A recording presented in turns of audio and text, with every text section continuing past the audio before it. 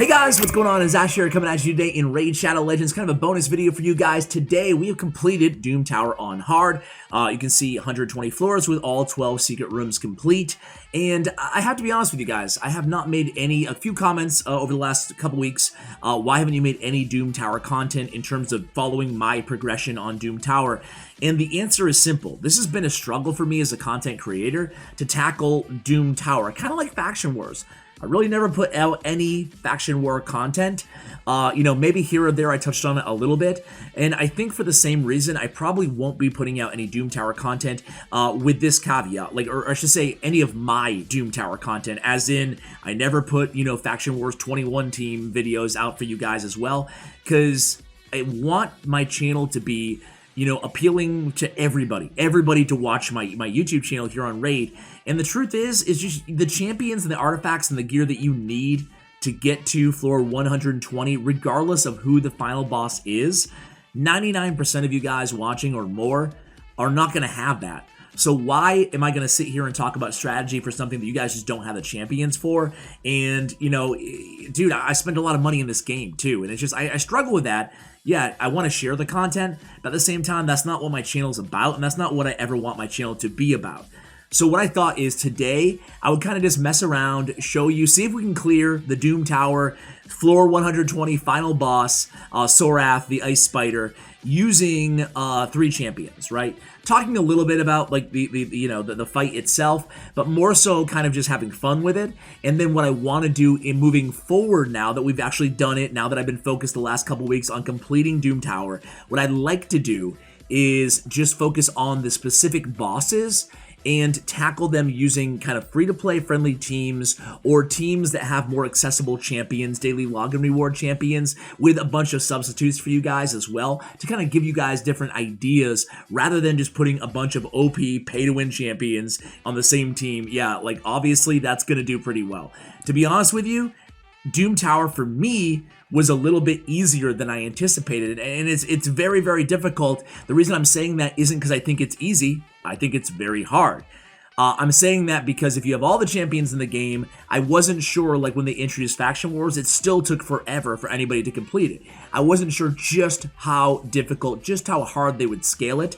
And I would say that at the inception of Faction Wars compared to the inception of Doom Tower, I would say that this is a little bit easier. With that being said, I mean, sure, if you spend thousands of dollars, anybody can do it, but that doesn't make any sense. I like the fact, I like the bosses, I like their mechanics, and I like the fact that champions like Armiger, who I just released a guide for as well, or who I'm going to be releasing a guide for next video, I'm not sure the order I'll upload these. I like the fact that champions like those are utilized in endgame. Like, I use Armiger in a couple of my teams here, I think, yeah. I use Armiger on this team, and, in rare champions like Coltar as well. We just need more champions like that, more accessible champions for people to, contend with these very difficult bosses and kind of bust through those paywalls on Doom Tower. In terms of reward info, if you guys want to take a look at every floor in terms of the drops, here they are. You can't see this info until you actually beat the boss, but I think I'll just farm the final boss, because I found the final boss a little bit easier. Well, I guess, yeah, I found him a little bit easier, but you can see the rewards are the same in terms of the amount here.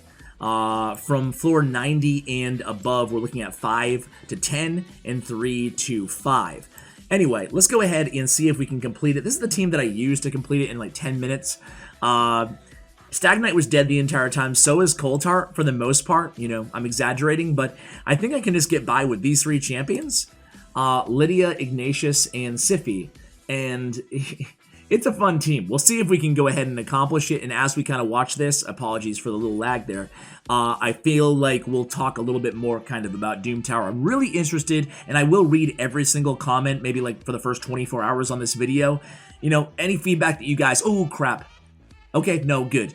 If we kill Tormund last on this wave, it will glitch. The Tormund Lydia glitch. If you kill him last, it will glitch out and kick us back to the Bastion. So glad that didn't happen.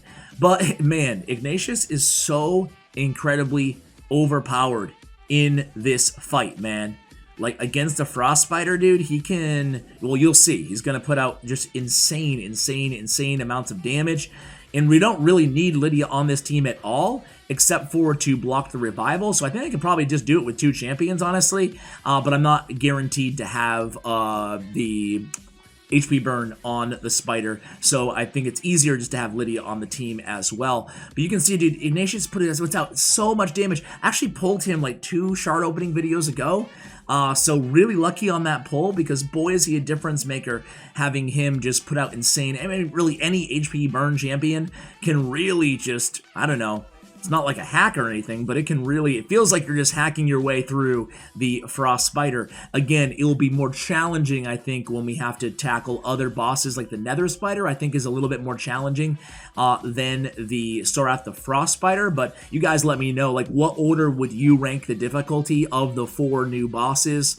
Yeah, for me, again, it's definitely going to be, I think the poison spider, for me, the Nether Spider, would be the most difficult. But yeah, guys, I mean, overall, with this update, Doom Tower, I'm really happy with it. I mean, not just because I was able to clear it. I think that for me personally, taking out what's good for the game, what's good for my viewers, what's good for anybody, except for me, just me, I would have liked if nobody could be able to clear it if it was that difficult, but at the same time, I think it's better for the game, I think it's better for the community, I think it's better for everybody if it is actually obtainable, so I'm happy overall here. I think that just, you know, for me, dude, I grew up, I can't say grow up, but like, back in the day, right, I used to play, my first game that I ever played was, first game that I ever really got super addicted to was a game called Dragon Warrior, aka Dragon Quest for Nintendo, and I would just grind that every day, all day. That kind of led to me playing a game called EverQuest by Sony Online Entertainment, and that was, man, I got hooked on EverQuest in like 1999. I'm dating myself a little bit here. But as I was going into college, and man, it ruined my life, right? I'm sure some of you guys might be able to relate to these stories. Maybe it's World of Warcraft. It's like, you know, an MMORPG type game. And I was actually in one of the most competitive guilds inside all of EverQuest. And I played for about 3 or 4 years till like 2002, 2003. And actually, the leader of my guild went on to be a developer. From Fires of Heaven, Fuhrer went on to be a developer at World of Warcraft, and I think he's still actually there, I believe, with Blizzard. So anyway, really long tangent here. But, I mean, I used to really love that there were certain bosses that were never defeated in that game. At the time that I played, I think it was Sleeper was the name of the dragon. Again, going back way a long time ago, before a lot of you guys were born, right? But I love that. Like, me personally, I like when there's something unobtainable. Even if I wasn't part of the first, you know, guild that beat Sleeper Dragon or whatever in EverQuest. But I think that there's something that, for me, something that nobody can do is strangely, oddly appealing. I don't know why. It's just the way I'm built, man. I think I'm in the minority. I think I know I'm in the minority there. But like, if there was one boss that was impossible, maybe not part of Doom Tower, but like, I would always just be interested to see the best players in the game, which I am far, far, far from. I hope that, you know, it's funny, you mention things in some videos and then you don't mention them for another month or two or for a while, and people are like, dude, you aren't the best player in the game, or whatever, you know? And I'm like, dude, I am far from one of the, you know, the most strategic players who sits down and actually, you know, thinks really, really long and hard about strategy in this game. Like, there's so many people way better than me. But, you know, at the end of the day, I just like learning from the best. And I really just like having really difficult challenges. Now, with all that being said, this is a different type of game. This is not a, you know, besides clan boss, kinda, sorta, it's every man or women for themselves, right? So I do think, again, that this is definitely better, that this game is, that it's beatable at Doom Tower, right? And I'm really curious to see what Plarium and Raid Shadow Legends will do moving forward to, okay, Doom Tower's released, it's awesome. I want to be very clear here, I love Doom Tower, and I'm not just like, what's next, immediately. But I am curious as to what's next. Is it the Hydra clan boss? Is it whatever that Void Tower thing is in the dungeon? You know, what is that going to be? How is it going to help people? Kind of help bridge the gap, right? Between where I am and where you guys are. And then where new players are. And how is it possible?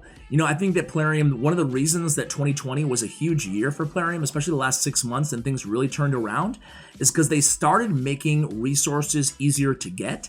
And they started making champions easier to get, more double time events, better rewards from challenges, free gifts in the shop every day. You know, those little things, they really do add up, better event awards, tournament awards and stuff like that. And I think that what we've learned from that is the interest seems to be higher than ever in this game. And we do have, I look at the charts, there's a lot more new people staying with the game longer. There's a lot of people of more daily active users. Things are trending very, very well right now for Raid Shadow Legends. I'm really happy that I even started this channel a year and a half ago, you know, and I really enjoy the game. You know, with all that said, I wonder how they're going to continue to bridge that gap. Hopefully Plarium has learned a valuable lesson here, and I don't say that in a condescending way, but I really hope that they learned that, hey, if we make things a little bit more accessible, right? Books, you know, rare books, oddly enough, rare books. There's like a rare book shortage right now, like skill tomes. Isn't that weird? I mean, we complained, I'm not saying legendaries are any easier to get, but rare books, oddly, it's like we need easier ways. Like rare books need to be a very rare drop from like Dragon and stuff, like ancient shards are. Because if you can't upgrade a rare champion, then there's something wrong, you know? So there's still a ways to go. But in my opinion, we're moving in the right direction here. Let's continue moving in this direction and just provide a way for people to actually get to the end game, right? Without having to spend $20,000, you know? So guys, I mean, perfect timing for the end of this video. 7 minutes with 3 champions. Beating Doom Tower with 3 champions. Title done and done.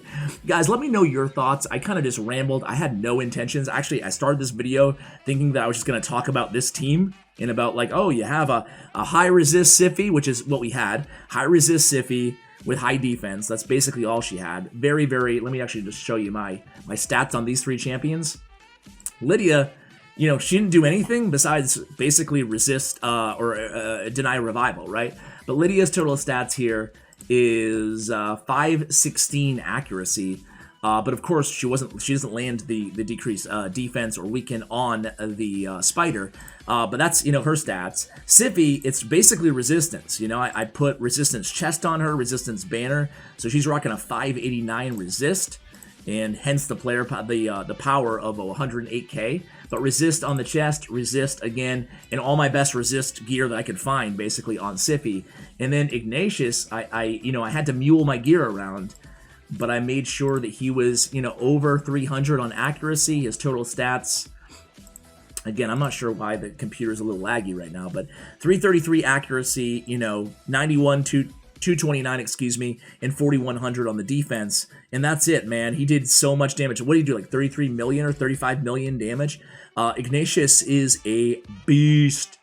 All right, guys. So more, you know, way more user free-to-play friendly content coming up here on the channel. Thank you so much for watching. And as always, take care, guys.